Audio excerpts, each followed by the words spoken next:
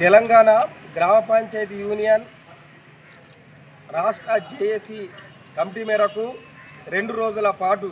27, 28 2 రోజుల పాటు మండల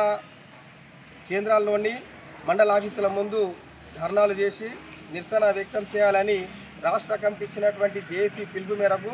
రుద్రూరు మండల కేంద్రంలో ఎంపీడీఓ కార్యాలయం ఎదుట రాష్ట్ర ప్రభుత్వం గ్రామ పంచాయతీ ఉద్యోగ కార్మికుల బకాయి వేతనాలు చెల్లించాలని,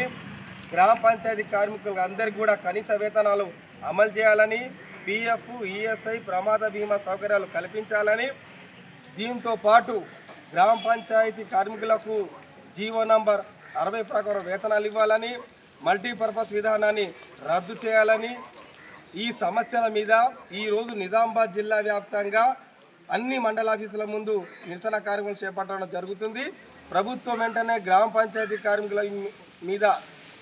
మాటలు గౌరవించి వాళ్ళు చేసేటువంటి పనులని గౌరవించి గుర్తించి వాళ్ళకి జీతాలు పెంచి జీవో నంబర్ 60 ప్రకారం వేతనాలు చెల్లించాలని మేము సిఐటి తరఫున గ్రామ పంచాయతీ ఉద్యోగ కార్మికుల జేఏసీ తరఫున విజ్ఞప్తి చేస్తూ ఉన్నాం. లేకపోతే రానున్న రోజుల్లో గ్రామ పంచాయతీ కార్మికుల హక్కులపైన, వాళ్ళ సమస్యలపైన, వాళ్ళ వేతనాల పెంపు కోసం ఇక పోరాటం తప్పని పరిస్థితులలో సమ్మెకు దిగవలసి వస్తుందని ప్రభుత్వానికి, అధికారులకు హెచ్చరిస్తూ ఉన్నాం.